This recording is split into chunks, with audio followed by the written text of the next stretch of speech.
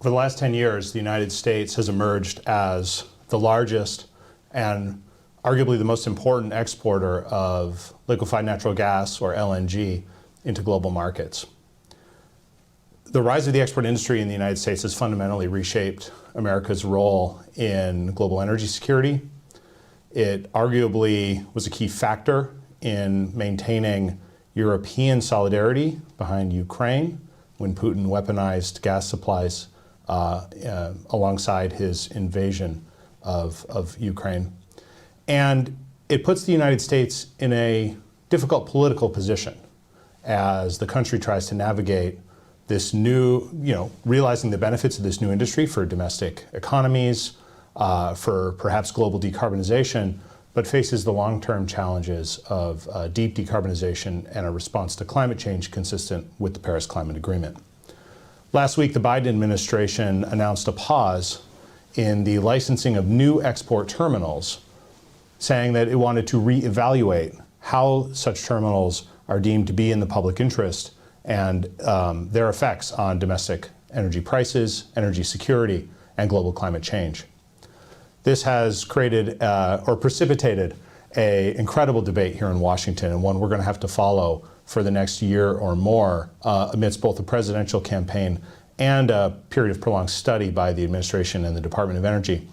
Today here at CSIS, we've convened 3 leading experts on the issue to focus on one of the key and I think one of the harder issues to understand, which is how do we assess the geopolitical benefits of this industry and what is the real role that the U.S. industry has played in global markets?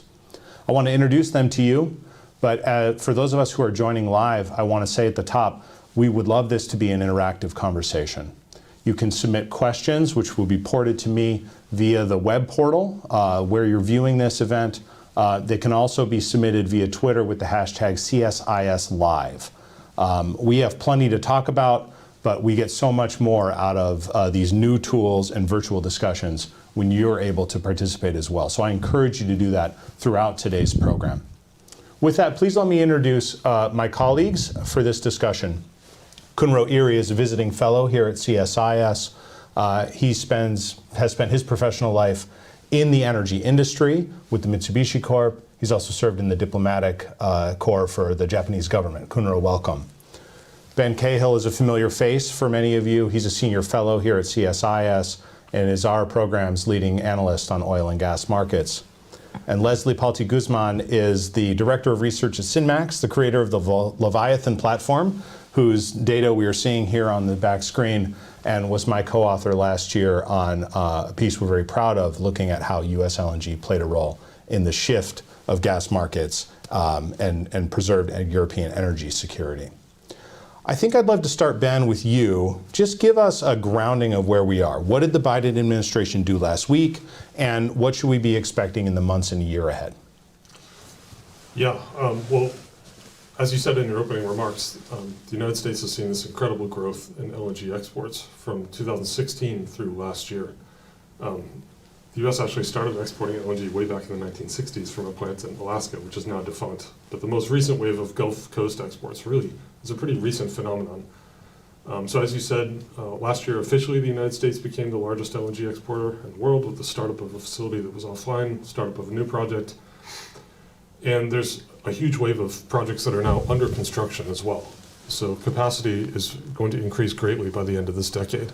What's happening now is that the Department of Energy is undertaking a review, as you said, about the way that it considers each additional project that is looking for a particular export license from this point on. I think if I can talk briefly to the producer, we've got a graphic which shows the dramatic rise in U.S. exports. We'd love to see that on the screen. Ben, could you, and when that comes up, walk us and the audience through some of the key factors that have seen growth in this industry?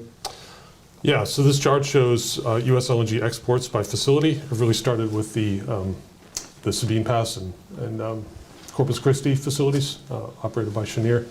And you can see there's been additions in recent years. I mean, all this is a byproduct of the shale revolution in the United States.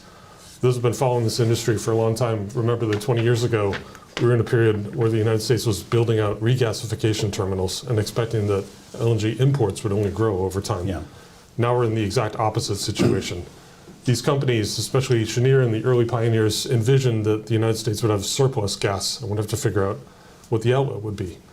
And that's what facilitated this huge rise in exports. Do you feel like, and I sort of see the debate here in Washington really reflects that the politics have not caught up with the economic reality, right? Like this is only it's only a few presidential terms, it's only a few election cycles.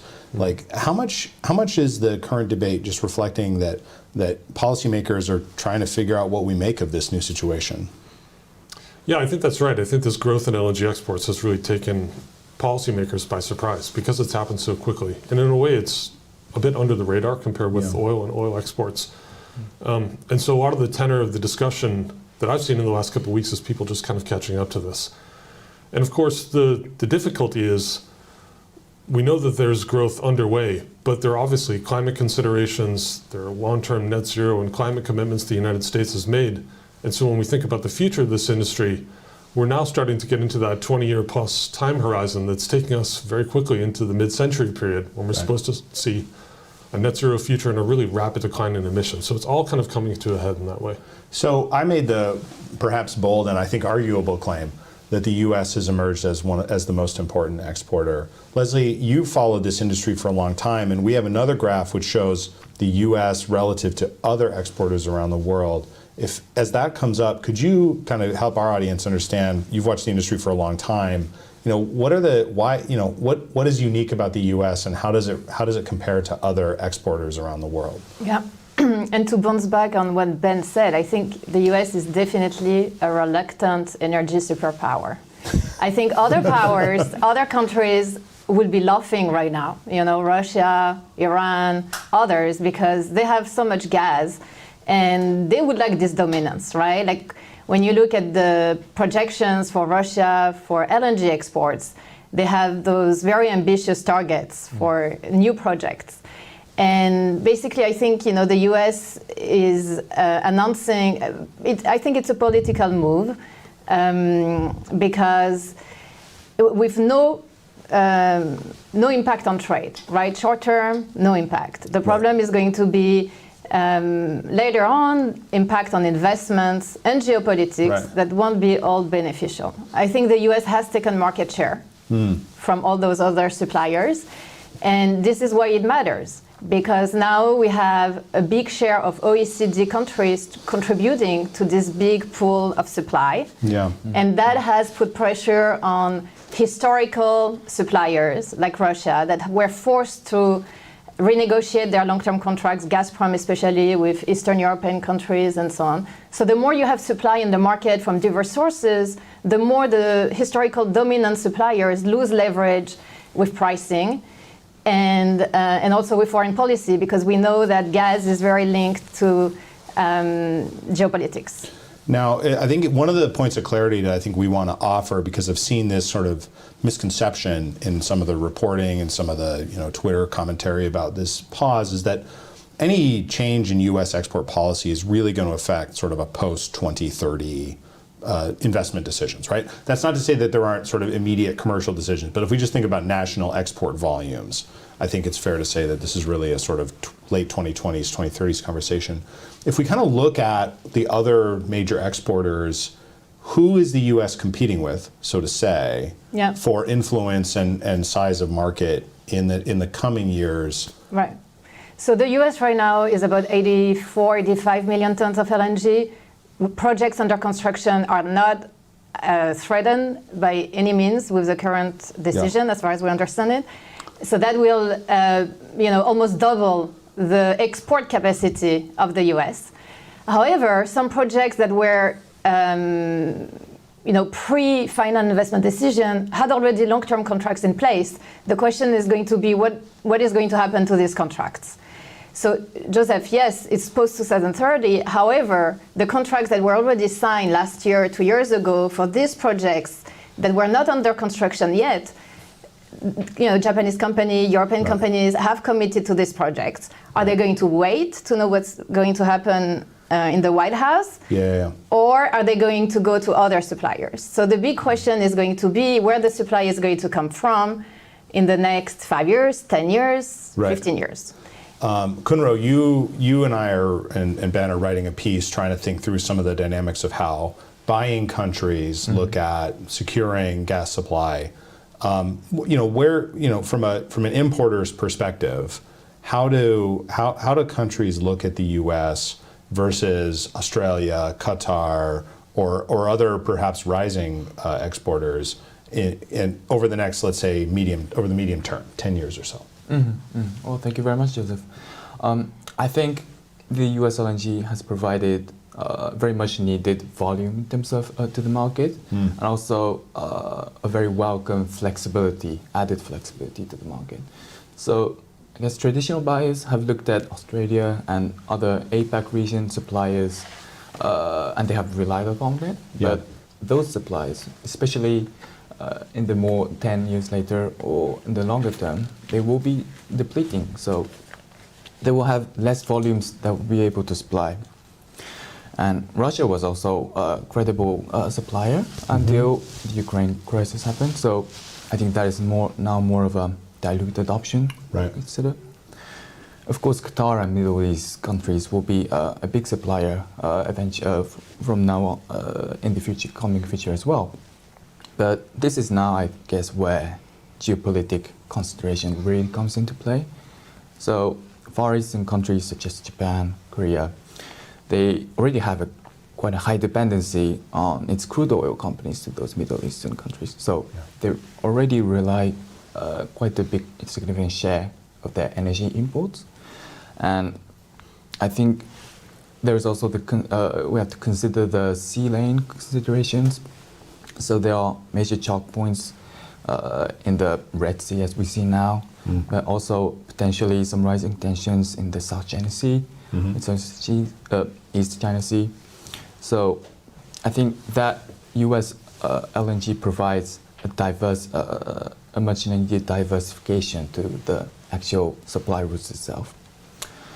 And talking about flexibility, traditional contracts, and even today, apart from US LNG, the contracts are mostly point-to-point contracts, which are in the industry called DES or ex-ship. So this means that the supplier themselves bring their cargo to the destination, to the buyer, with their own ship. So the buyers don't have control over the movement. Whereas the US, most of their cargoes are sold FOB. That means that the buyers can use their own fleet to control and adjust the movements. And there can be hiccups in power plants or sudden weather conditions that really puts pressure on the buyer's side's security of supply. Yeah. And that flexibility that the US LNG provides really gives a certain amount, a much needed level of certainty of supply to the comfort of the buyers. So we're looking here on the screen at US LNG exports by destination, and careful viewers or those looking on screen at home should see that this incredible rise starting in about 2021, 3/4 of the way through the graph, of US exports to Europe. Ben, you've written a lot about how the contracting mechanisms that govern US LNG were important to the European story. Can you help us explain that a little bit for the audience? And then Leslie, I want to talk to you about the situation in Europe, because you and I have worked so much on that. Yeah, well, as Kunro said, the flexibility of US LNG is kind of a unique feature. And what you see here in the chart, this was not the plan. I mean, this huge shift in volumes towards Europe happened basically because Europe had to scramble to displace Russian pipeline gas. Yeah. And it outbid everyone else. I mean, it was willing to pay higher prices. And as a result, with the flexibility and the free on-board cargoes coming from the United States and the rise of portfolio players, or people who can take cargoes from different sources and place them wherever the market needs them, all that facilitated a big shift in LNG flows to Europe, which you see here. In the early days of US LNG, a lot of it went to Latin America, some to other destinations. But in the last 2 years, about 2/3 of US LNG cargoes have ended up in Europe. The other thing that's worth noting here is with a lot of US LNG projects, a lot of the offtake deals they've signed are not necessarily with utilities or with end users. It's with these traders and portfolio players who are playing this game of adding lots of length into their portfolios adding U.S. volumes and then determining later where it goes. Yeah. So the rise of U.S. LNG has really facilitated this important shift in the market. There's so much to talk about there, including its connections to climate. But let's come back to that, Leslie. When the Biden administration announced this pause, there was a lot of protest, op-eds. This is the U.S. abandoning its allies. We're foregoing a national security asset here. A lot of conversation focused on Europe. How much is the European story sort of already written? That there's enough capacity coming online. Europe is trying to move off gas imports anyway. Versus how much do you see continued need for contracts to be written between the U.S. and Europe, both to secure supply and to bring down prices? Like, what is the actual outlook in your view? Yep. So right now, Europe relies on US LNG. Following the Ukraine-Russia invasion, now, Russian supply has decreased by 80% since 2021. So basically, what has replaced Russian gas? US LNG, different mix of sources of supply, sources of energy, renewable, coal, energy efficiency gains. You have to say heat pumps, otherwise we're going to get a lot of tweets. But above all, it has been US LNG. So let's say it's like the US saved Europe, right? Yeah, right. Now, there is this willingness to move away from fossil fuel. The energy transitions are happening. However, we will still need some gas in the fuel mix, even as we increase renewable and so on. So Europe, I think, European governments, the EU Commission, has not really reacted yet to this moratorium. They realize that this is an election year in the US. Now there are many questions for the future. And I think they will need reassurance, they will need guarantees. They made millions of investments in new LNG infrastructure, having in mind US LNG coming to Europe. When you look at this Leviathan map, the route US to Europe is short. Right. It's one of the, don't have any canals, no rebels. Stable shipping routes. Right. This is the easiest way to get LNG, one of the easiest way. So it's a no-brainer in terms of optimization of shipments and supply. I think that coming next, the West in general will have to ask themselves tough questions. Do we still want OECD supply to come from the OECD, or do we want to cede market shares to other exporters like Qatar? And I see a big competition right now between the US and Qatar, because when you look at globally, who are the two countries that can bring the most supply in the coming years? Right. It's Qatar and the US. We talked about the flexibility of US LNG, and I think that's really important, is the fact that capacity of liquefaction is not the same as exports. And when you are in a low demand environment, the supplies from the US will be cut first, basically, because you have this optionality to cancel cargoes if the demand is not there. Yeah. So this is something to keep in mind, because it's not because we have the capacity that we have necessarily the exports. Oh, that's really interesting. So if I put on my climate hat and I say, okay, we need to get to net zero by mid-century, a lot of this infrastructure is coming online in the 2030s. It might still be operating then. This causes an immediate conflict of arithmetic. What you just said kind of, fires a neuron. Well, if, is the contracting, it's like the contracting terms allow buyers to move off, or do we need to be, should climate people be worried about stranded assets, or do they need to worry about the economic lifetime of the physical lifetime of this kind of infrastructure? Yeah, I think market forces would have eliminated anyway the unwanted projects. Right. Meaning, because many projects were on the waiting line, but they were missing investors or they were missing clients. Right. And so basically, without political intervention, those projects would have been canceled anyway or disappeared quietly. Right. So I think, I don't see any stranded assets in Europe because I see energy security. And basically, you need many different assets to provide this energy security. And same for the US, having different location of export facilities brings more energy security. If there is a hurricane on one or whatever, it's different companies, it's a different location, it brings different diversification all the way. Very interesting. It does seem that, let's think about the long term, right? Like, at this point, it's understood that Europe benefited greatly. I think it's interesting that the U.S., there is intuitively, there's a geopolitical benefit for the U.S. just being a big player in global energy security.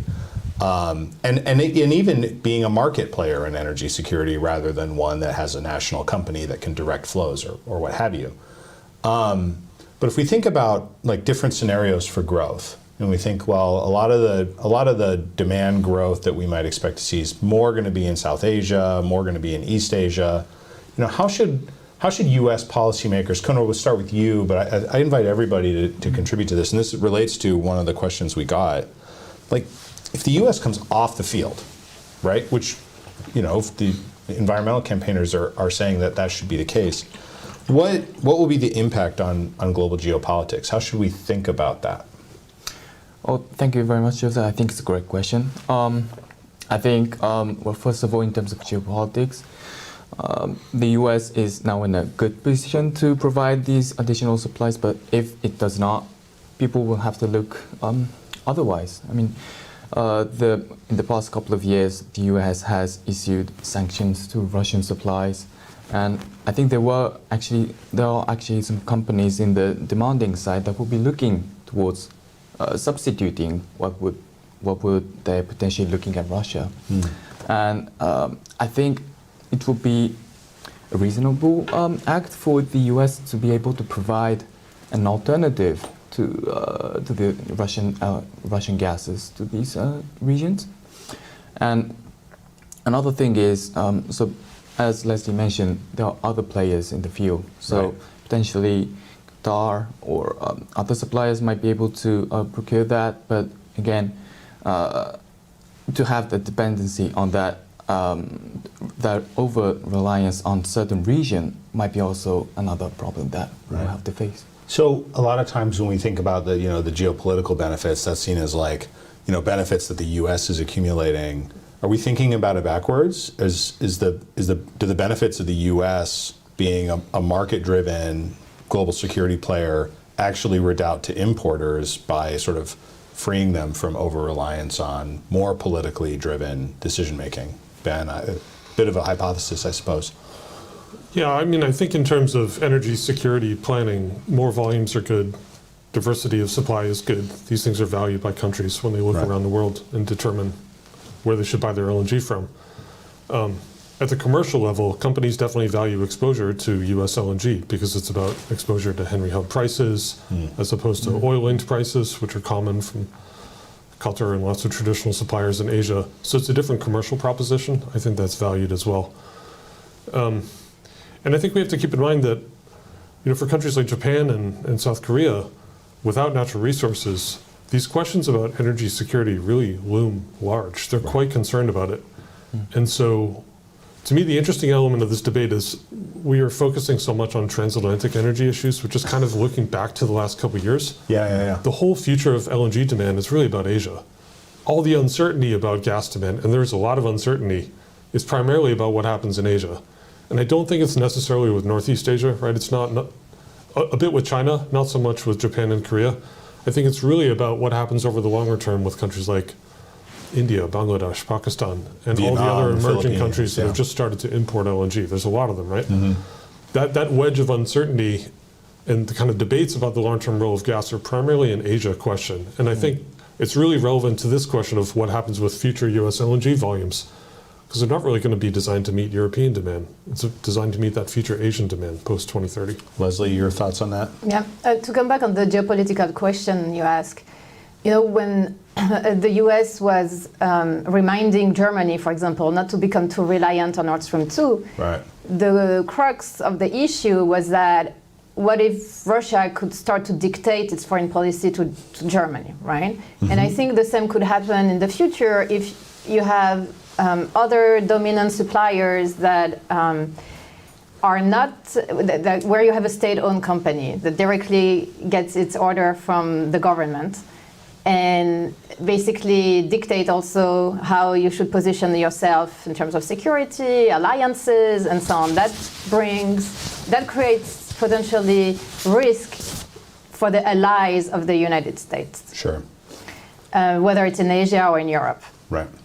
And I think that, with what's going on right now in the Middle East, I mean, basically we see two big suppliers mirrored into unpredictability. Yeah. Russia with the sanctions, and increasingly in Europe also there is maybe potentially less appetite to receive Russian LNG in the future as the war continues.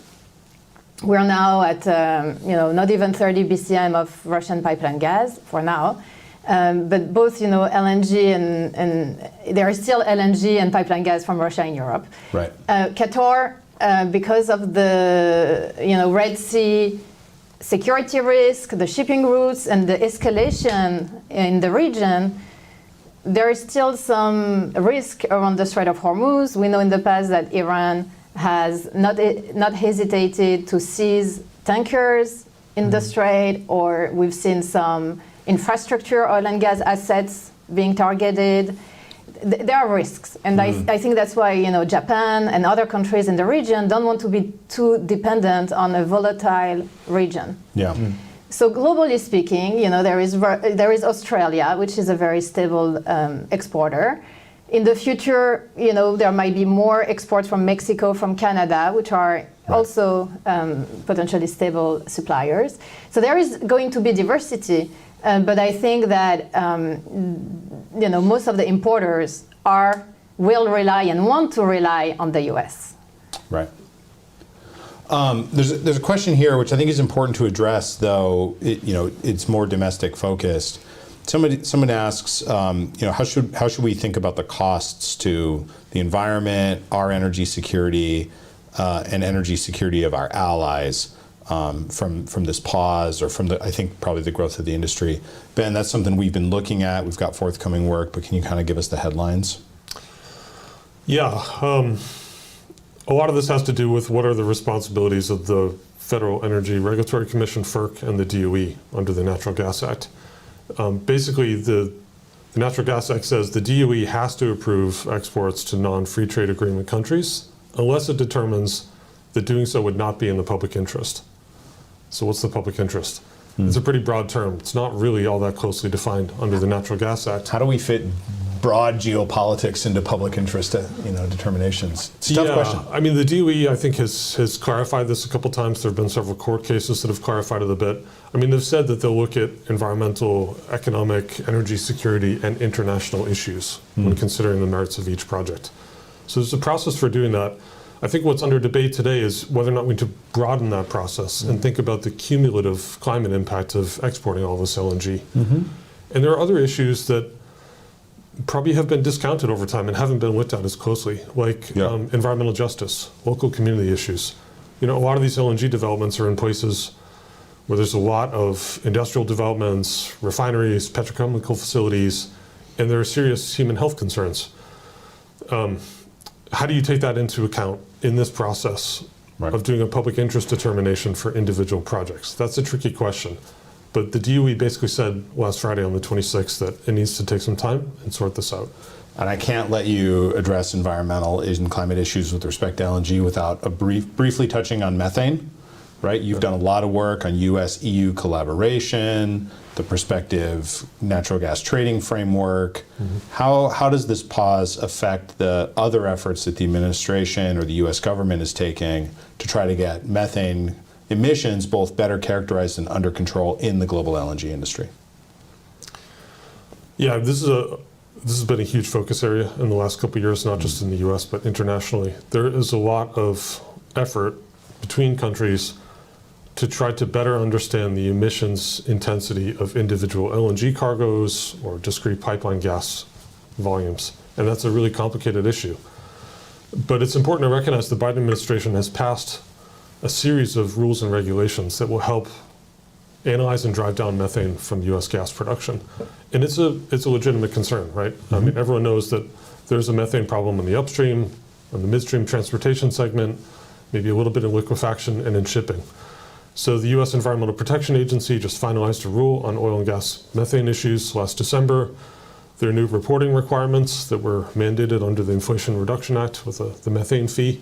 So companies will have to report data in a different way. And we have the Inflation Reduction Act methane fee, which is really designed to tax methane emissions above a certain emissions intensity level for production facilities, non-production. All that is to say, there are important steps underway to drive down emissions from the US gas production and exports that we see today, plus the projects that we know are coming.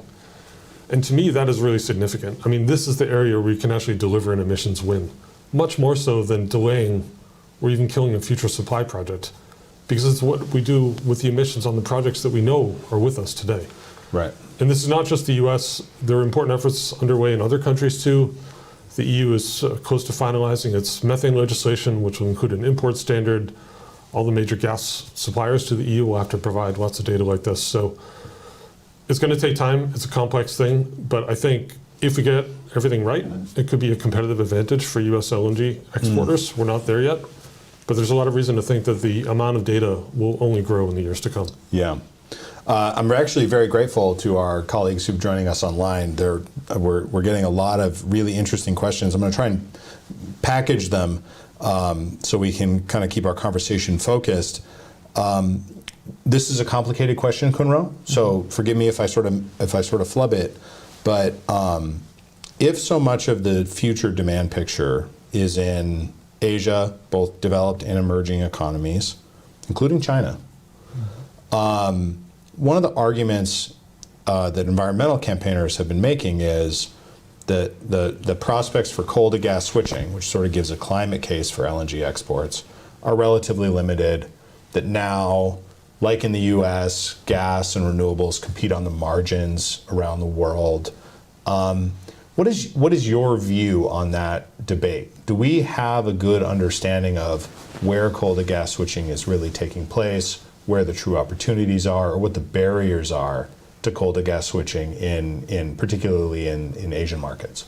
Well, thank you very much. I think it's a very good question. But I would like to first address what coal to gas really means, because I think that really brings the confusion to within the broader conversations. But I think we can think it in two phases. So existing coal to gas switching, which I think it really depends on countries' capabilities, like what kind of grid development they have, how coal power plants and gas power plants have marginal generating capacities. I think it will really depend on that situation. So coal to gas switching in the existing system is arguably questionable, I guess, and depends very greatly on the country's specifics. I think what is important to look at is the future demand that will be growing, especially in South and Southeast Asian countries. So we know that these countries will have to increase, we'll see increase in electricity demand, in energy demand, and we have to think what kind of energy sources they will use to address that big future demand. And I think the coal or gas question really comes into play in that aspect. And I think the US is in a really well-positioned place to provide clean energy sources in a competitive manner. So as Ben mentioned, the US and EU are already advancing their regulations to address methane emissions. And we already, I think, can credibly say that in general emissions terms, natural gas is cleaner than other fossil fuels. And we can provide this the US can provide this clean transitional fuels to that additional demand to address for what could have potentially been more emissions intensive coal, for example. That is the picture that I see. And Ben or Leslie, how should the US think about that export opportunity, right? So say, because I actually really get, like, the world needs to move to net zero. We need to we need to put a lot of effort into building clean energy infrastructure around the world. How do we have a good set of tools to think about how to match whatever LNG can accomplish on emissions with, building out a net zero consistent energy system, globally speaking? complicated question, and I know that's not, it's like a matter of great debate. But I mean, some companies have started thinking beyond LNG, right? Like, Yeah. are we going to transition, those LNG infrastructure? I mean, they are not really easily converted into ammonia or hydrogen infrastructure, but what will be, what's the fuel of the future, basically? It can be LNG mixed with other things, gas mixed with other things. And, a bigger question is, where do we want the concentration of energy wealth to come from, right? Yeah. So, because the supply of the future will make rich some countries, right? Right. And so where do we want a concentration of this wealth? In Qatar or in other countries? And in the US, you have several private players, traders. There is a big pie of the cake that is divided between multiple players. It's not the case in other countries. So that's something to keep in mind. And you may remember that weeks before, a few months before the invasion of Ukraine by Russia, Novatek had announced multiple blue hydrogen deals with a plethora of European companies. Yeah. And now they've been very quiet, right? But there is a demand, and we need to wonder where this, who is going to supply and fill this appetite. Right. There's a question here that I kind of love. I'm not sure we know the answer yet, but how could decisions taken over the next year backfire? On the one hand, could the climate critique backfire? You stop growing U.S. LNG exports. Is there what would cause that to actually raise cumulative global emissions over time? And on the other side, if we continue to export and we sort of let the market run and run and run, are we gonna, could we backfire in a climate sense? Ben, Leslie, any thoughts on that front? We don't know how long this pause is going to last. Right. Maybe it just lasts a year. In the big scheme of things, a 1-year delay to a handful of proposed LNG projects, not that big a deal. Yeah. If that's the only impact, then it's not fundamentally going to change flows. I don't think it'll create too much stress in the system. I think the larger question is, what if marginal future supplies don't come from the United States? Will there be sufficient supply from other countries to meet global demand? And I think that's quite a valid question, because a lot of the growth, particularly outside Europe, is going to accelerate throughout the 2030s. And we've prepared some charts for forthcoming material, and you can see around 2030 to 2035, you start to see that gap develop between projected global demand from multiple sources and the supply that we have today and the supply that we know is coming from projects under construction. That's where the delta starts to grow. And so the question is, who's going to meet that demand? Just to bring this back to your previous question, I think for the United States, the big question is there a national interest in continuing to export natural gas and LNG while we enjoy all the benefits of the Inflation Reduction Act and other federal climate policies that are going to drive a lot of innovation and hopefully accelerate the transition? The fact is gas demand is going to be with us for a long time. Yep.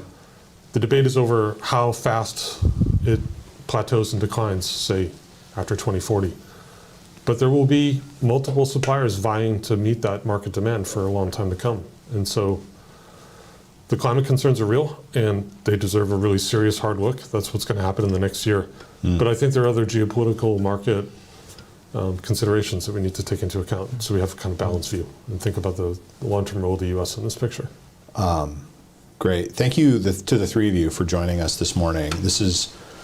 It's an interesting but a vexing issue because the analysis is complicated, the benefits are hard to quantify, and I've learned so much from my interactions with you guys. I'm glad I get to share just a slice of those with our online audience. Before we close, just very briefly, I'd love to ask each of you sort of what's one thing that you're watching in the months or the year to come, either reactions from abroad, reactions from the industry, how the DOE and the administration are going to go about whatever review gets taken. What are you keeping an eye on, and what should our audience watch as well? Kunro? Well, thanks very much. I think, as you mentioned, the coming months will be very important for the DOE's actual reviews of the process, and it will give good opportunity for the demand side, the consumers of natural gas, to have a say at it. And I think it is a good opportunity actually for the fact that the DOE is actually reviewing its rules to update it to what it is now. I think it brings credibility to them, to what the supplier is.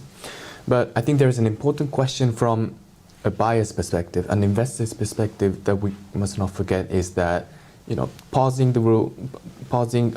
contracts or supplies brings the uncertainty towards U.S. policies. So, because you don't know when this might happen in the future again. So, right. I think we have to be really considerate about how the U.S. is being watched, looked at from the investor's perspective as well. Excellent, thank you. Ben? I'm really curious what happens with those buyers that Leslie mentioned who have contracts with projects that are now on hold. Right. Do they look to alternative supplies from Qatar, from Canada, from other countries? Or other facilities that already have a license, right? Yes. And there are plenty of facilities that are fully permitted that haven't made much progress. This gives them a new lease on life, I think. Yeah. And Leslie? So I've been watching for a while now, but the remapping of LNG trade flows and the fragmentation of the market, increasingly because of geopolitical factors. And right now we have two canals that have issues, the Suez Canal and the Panama Canal. And that is impacting a lot of trade routes. Right. And that will have ramifications and consequences. So this is what I'm watching. Very interesting. And we could have a whole nother discussion on like canal shipping and LNG. I myself I'm just fascinated by these questions of how do we try to make good faith, rigorous assessments of how one or another decision affects cumulative greenhouse gas emissions, right? That is what relates to the climate. You know, for some in Washington, US LNG goes to offset. Every cargo that's exported leaves a pile of coal somewhere unburned.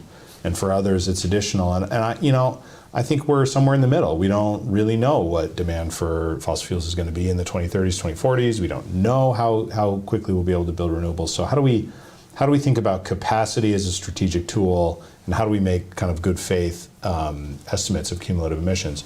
Hopefully our program will be kind of actively working in that space and being able to publish stuff that we're really proud and feel like we can back to help drive the conversation, because I think that's, you know, this pause is about climate, right? And moreover, I think the Biden administration and a lot of the debate in Washington is trying to figure out how does the U.S.